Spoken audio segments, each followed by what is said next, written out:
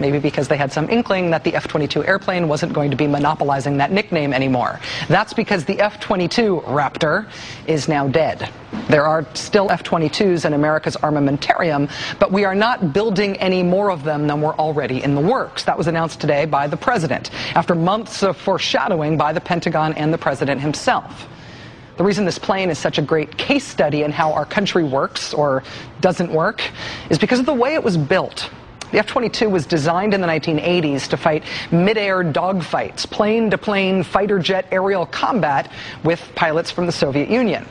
From the beginning, the Air Force designed the plane to be politically bulletproof. They farmed out all the subcontracts to build the thing to something like 44 different states. So there would be jobs associated with building the plane in the jurisdiction of something like 88 different senators and a majority of members of the House. It was designed from the beginning to be, in one weapon designer's words, too big to fail as a government program.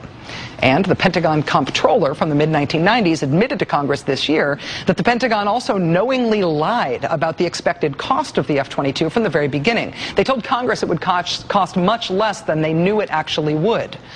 In the end, the F-22 became the mother of all spending disasters. Maybe not the mother, but at least one of the members of the family matriarchy. The average cost of every F-22 is now $356 million per plane.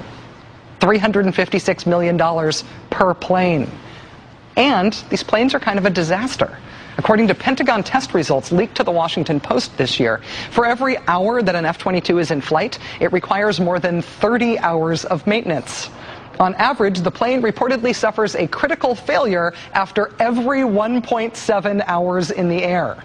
One former Lockheed engineer told the Post that the skin's radar-absorbing super high-tech skin also has what's described as a, quote, vulnerability to rain. Think Wicked Witch of the West and Dorothy throwing water on her, right?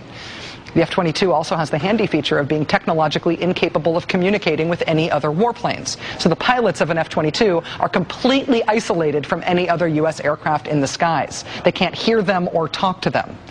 One consequence of the political trick of building parts for this thing in more than 40 states is that there are also huge quality control issues that become evident when you try to piece all those parts built all around the country together into one plane. Pierre Spray, a weapons designer and longtime critic of the F-22, told MSNBC today that even now in 2009, parts that don't work are being retooled and refit individually by hand on the final assembly line as F-22s are being built.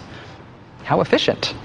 Also, by the way, the USSR, these F-22s were designed to let us dogfight with, doesn't exist anymore.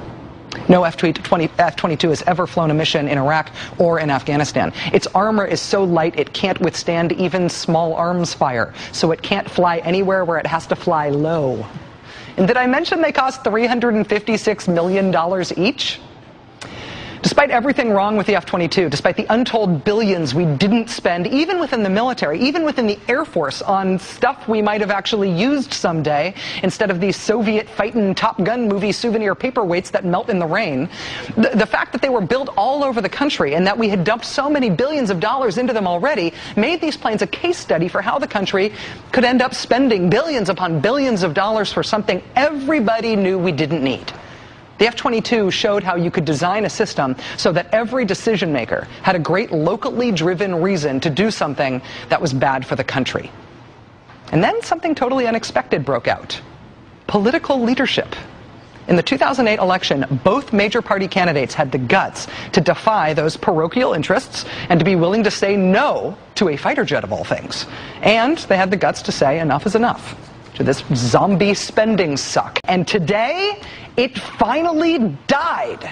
And America's longtime textbook case study of stupid stuff on which we spend billions, even though we know it's stupid, has a surprise ending.